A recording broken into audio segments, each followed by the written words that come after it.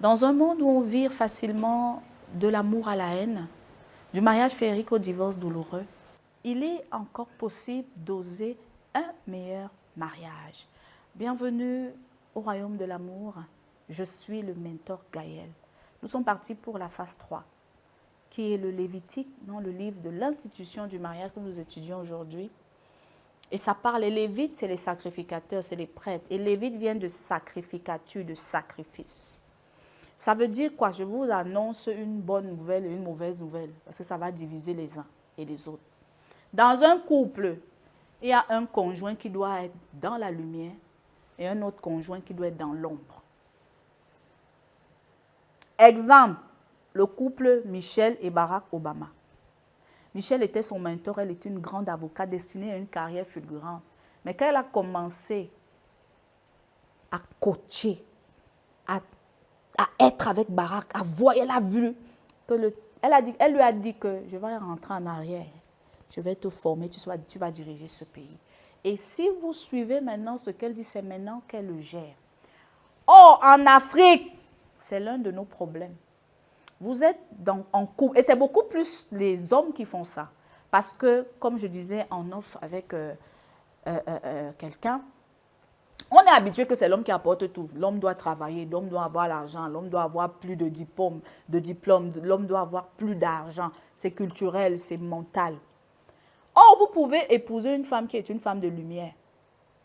Et seuls les sages maîtrisent ça. Il faut donc passer à la sacrificature.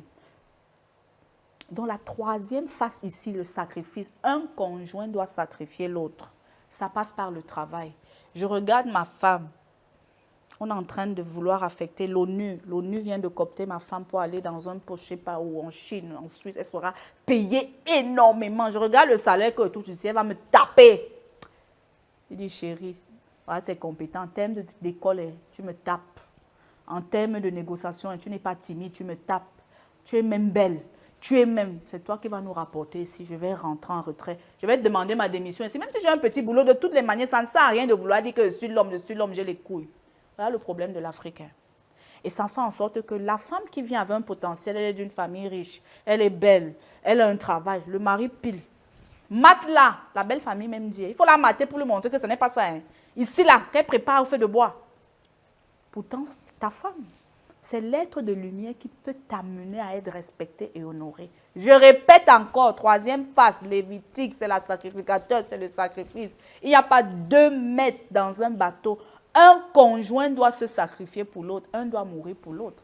Ça rejoint le cas du groupe P-Square.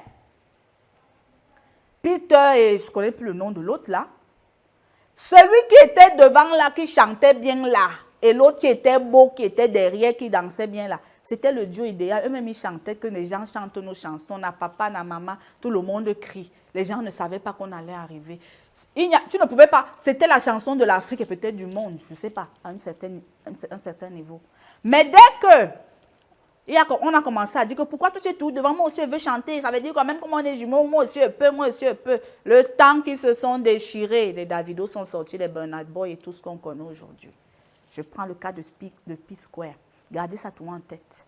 Même dans une équipe, hein, quand vous voulez fonctionner à 2, il y a quelqu'un qui sera... C'est tout, la balance est déséquilibrée. J'ai dit que c'est une mauvaise nouvelle. Sacrifice. Inversement aussi. Beaucoup de souffrance dans les couples aujourd'hui parce que ta femme est d'une beauté exceptionnelle que tu peux même utiliser souvent dans ton entreprise. Elle vient, elle te fait gagner des contrats. C'est toi qui mates la femme de truie, elle est en dépression. C'est toi qui fais qu'elle est la boulimie. C'est toi qui doute même, on lui dit même qu'elle est belle. Dis-moi. Il ne m'a jamais dit ça. Shame on you. Shame on you.